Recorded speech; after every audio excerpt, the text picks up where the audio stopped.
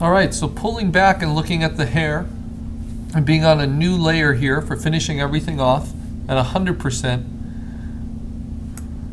I'm seeing it probably doesn't need all that much. I want to keep it pretty lively and not distracting. And so I just start getting some color variations in there, breaking it up. The overall shape looks pretty strong.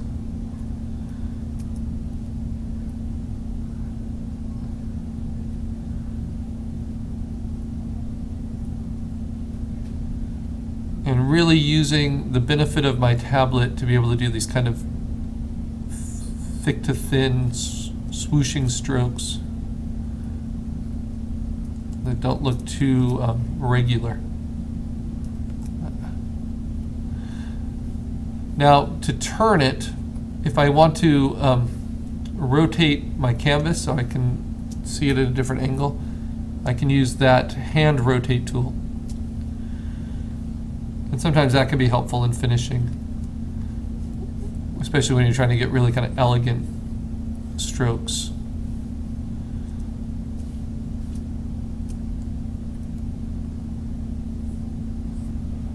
You know, for the back of her hair.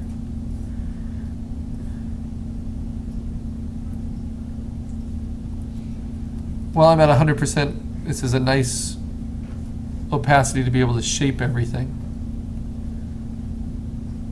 The hair is quite soft.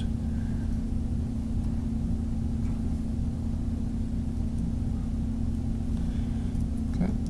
And then to get back to the regular viewpoint, you just click on it. Double click on it. You'll get back to straight up and down. And then you might notice some other things while you're looking at it on whole, like the shadow near her chin, making that consistent,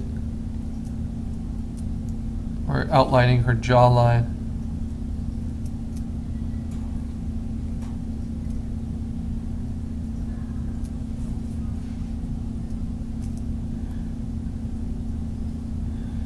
And the shadows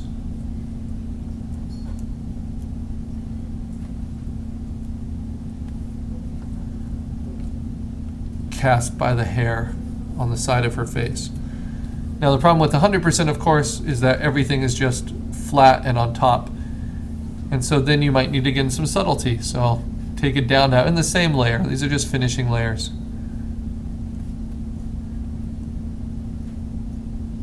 And define little things.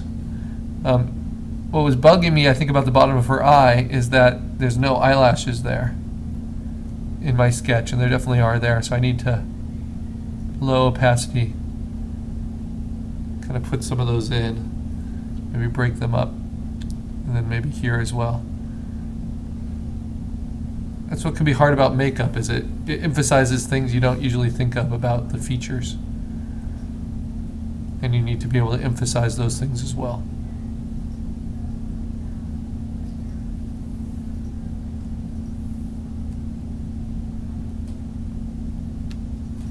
Yeah, that looks better.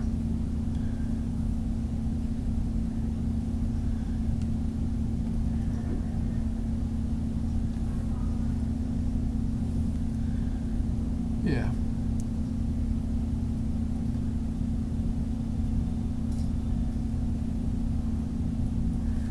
I can work with that.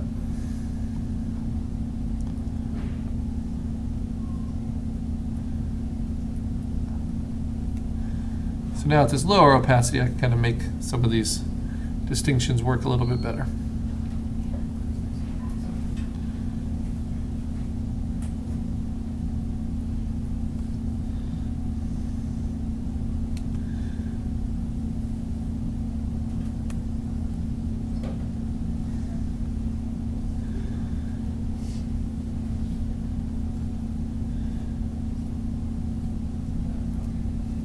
And I'll soften the hair a little bit with these different values on top.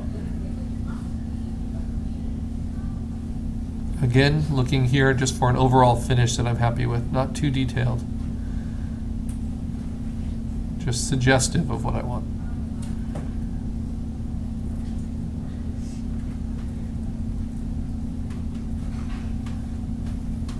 What's fun about this hair is there's a lot of color in it, and there is for most haircuts and most reference of hair. This has highlights, it has dark shadows, pinks in it. Bless you.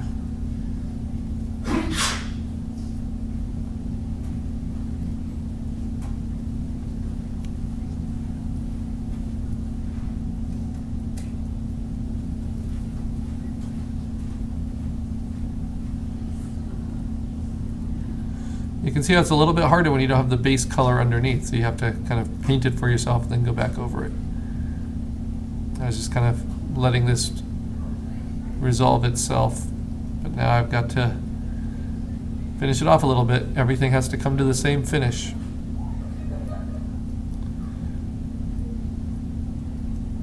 little bit of pink in there.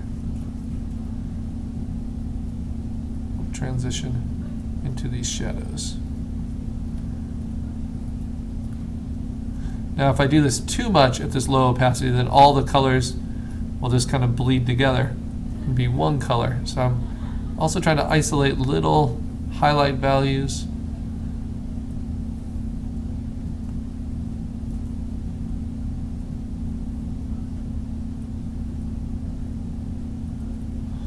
I don't want any single strokes to be too powerful.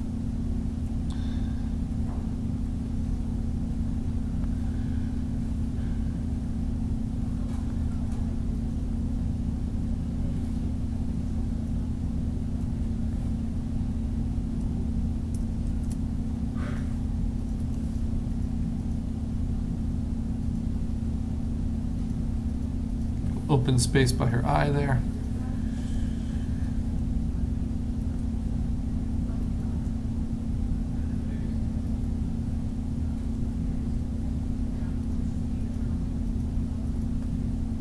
And just start shaping up. The thing that's kind of the most fun about painting in general and digital painting, when you're approaching it not like a chore but as this kind of fun task, is that it all does come together at some point. And it just gets kind of clear and in focus. That's what you're hoping for. That's what makes it worth it.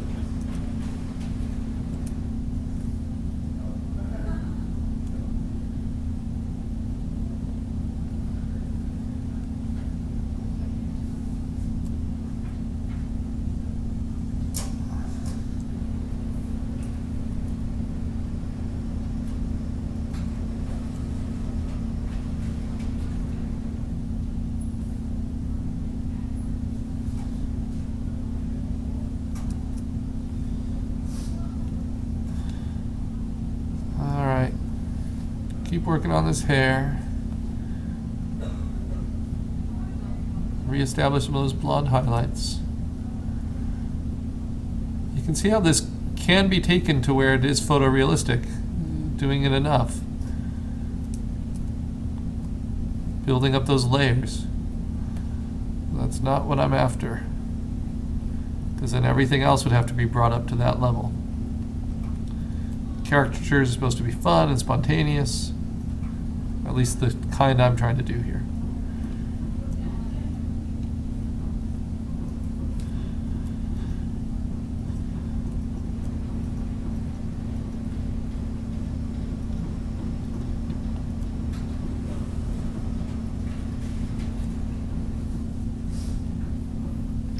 And what I'm actually trying to achieve with this is just for it not to look overly digital.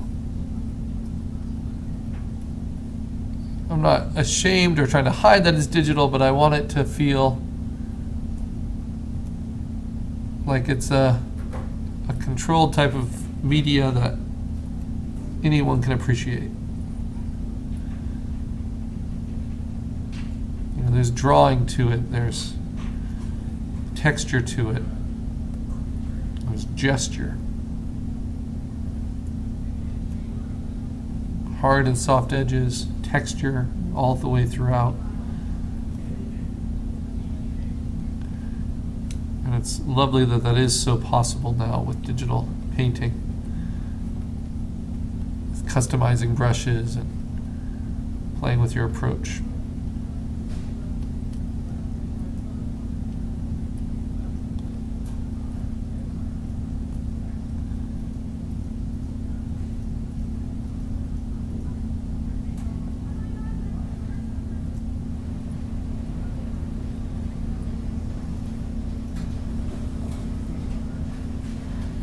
it's just, I think about finding the right color in here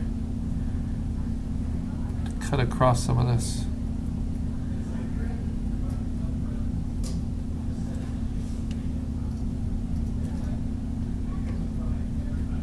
I don't want it to look like her neck though, so that's tricky. Maybe at a slightly higher opacity.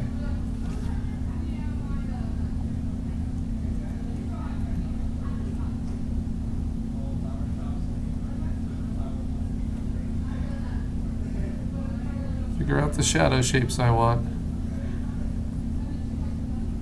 then break them up with highlights.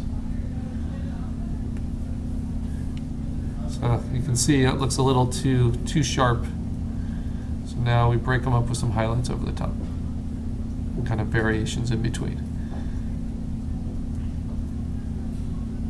Scramble up those solid shapes.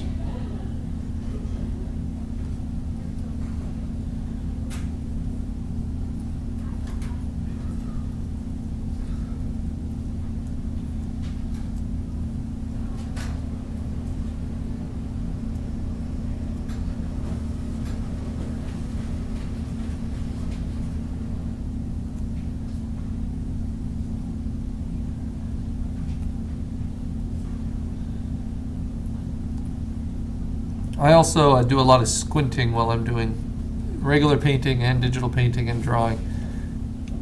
Helps me separate some of these values. Where are the shadows? What are those shapes doing? That kind of thing. So I'm in my squinting phase. You can't see that. And I'm looking at it here, and that helps kind of reduce it all too.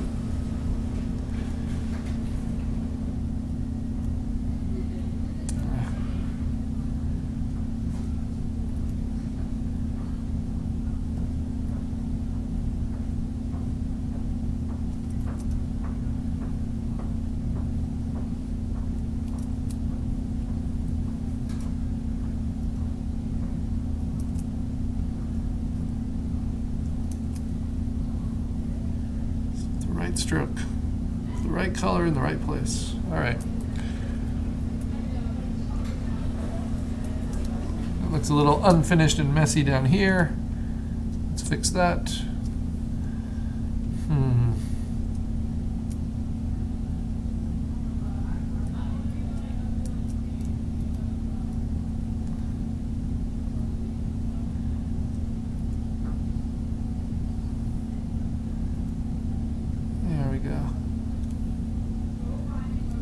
Shape it and curl it out. There we go.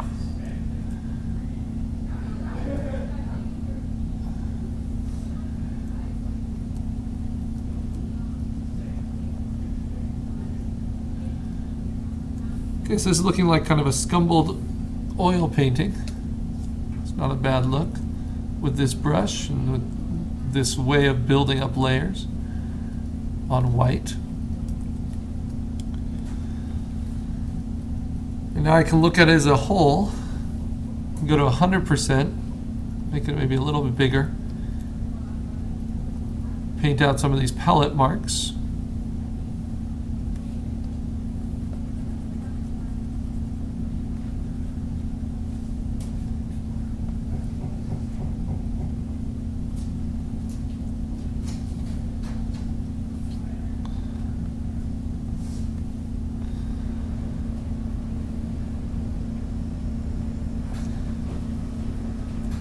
Figure out how I want to finish it off.